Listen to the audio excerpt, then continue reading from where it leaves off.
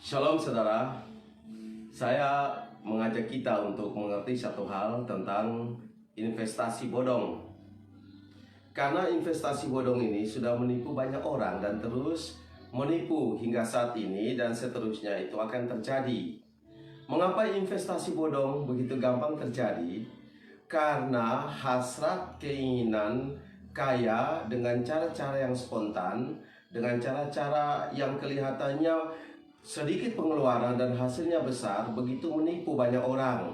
Sehingga ketika ada penawaran tentang hasil yang sungguh luar biasa itu menggiurkan itu, banyak orang tertipu dan mengikuti investasi itu. Kemudian akan kecewa. Pada saat mengikuti investasi itu saudaraku, orang tidak memperdalam dengan baik karena sudah terbawa perasaan untuk memiliki segala sesuatu, karena sudah diiming-imingi, sudah dibujuk, sudah dirayu dengan berbagai kalimat-kalimat yang kelihatannya meneduhkan, kalimat-kalimat kelihatan menjamin. Dan biasanya investasi bodong ini memakai orang-orang yang punya pengaruh, seperti pendeta, rohaniawan, atau juga seperti pengusaha terkenal, atau juga orang-orang yang dianggap penting di suatu tempat itu saudaraku. Di dalam Alkitab, Filipi pasal 3 ayat yang ke-2 berkata, hati-hatilah terhadap anjing-anjing, hati-hatilah terhadap pekerja-pekerja yang jahat, hati-hatilah terhadap penyunat-penyunat yang palsu. Ayat ini pada prinsipnya berbicara tentang hati-hati terhadap penyesatan yang menyerang iman Kristen secara langsung. Doktrin-doktrin, ajaran-ajaran yang tidak benar yang bisa membuat iman Kristen menjadi krisis atau hancur. Tetapi juga secara tidak langsung berbicara untuk seluruhnya kehidupan kita, secara khusus dalam berhadapan dengan investasi bodong. Berapa kali saya berhadapan dengan investasi bodong, dan juga berapa kali jemaat saya datang dan menunjukkan tentang jaminan itu, saya katakan itu tidak usah. Itu tidak perlu tertipu seperti itu. Puji Tuhan, mereka tidak taat karena tidak mau melakukan itu, tertipu dari investasi bodong itu. Berapa saat kemudian, ada yang tidak sampai 2 minggu ketahuan, ada yang tidak sampai 3 bulan, ada juga yang bisa bertahan sekitar 2 tahun. Tetapi pada akhirnya juga akan kelihatan penipuannya. Saudara, untuk itu kita perlu hati-hati. Jangan mau tertipu dengan bujuk rayu, dengan iming-iming sesuatu yang kelihatannya luar biasa. Dimulai dengan modal yang terkecil, 3 tahun lagi, 5 tahun lagi, 7 tahun lagi, 12 tahun lagi. Jangan cepat percaya dengan tipuan seperti itu saudara, karena akan kecewa. Berapa bulan yang lalu atau tahun 2019, ada yang sampai menangis ratusan juta.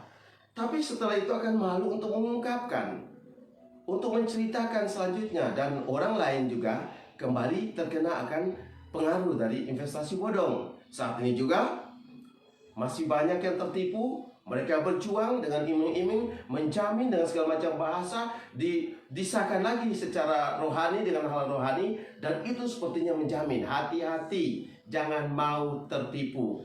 Jangan mau tertipu. Dan di dalam gereja Tuhan pun bisa terjadi investasi bodong yang terselubung, di mana beberapa orang senang memanfaatkan Maliaki pasal 3 ayat 10 yang mengatakan, bawalah seluruh persembahan persepuluhan itu ke dalam rumah perbendaharaan, supaya ada persediaan makanan di rumahku, dan ujilah aku, firman Tuhan semesta alam, apakah aku tidak membukakan bagimu tingkap-tingkap langit dan mencurahkan berkat kepadamu sampai berkelimpahan.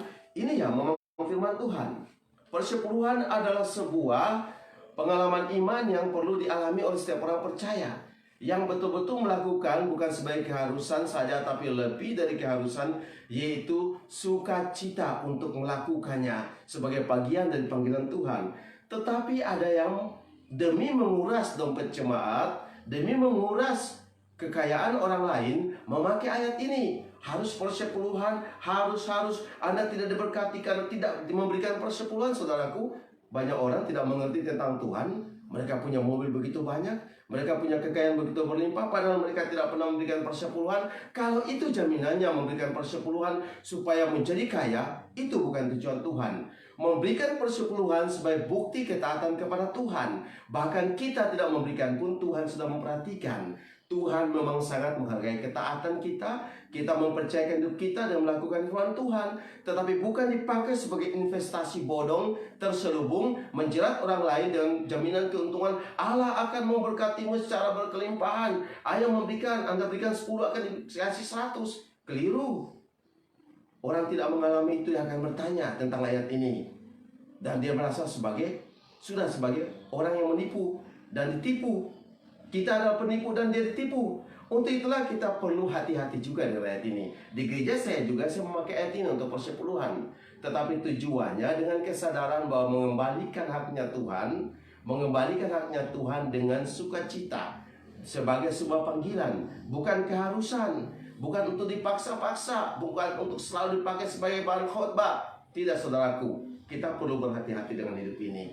Tuhan pasti menolong kita. Ada banyak penipuan yang sementara terjadi. Dengan percaya penuh pada firman Tuhan, maka kita akan semakin hari semakin terhindar dari berbagai bentuk penipuan itu. Tuhan berkati kita. Shalom.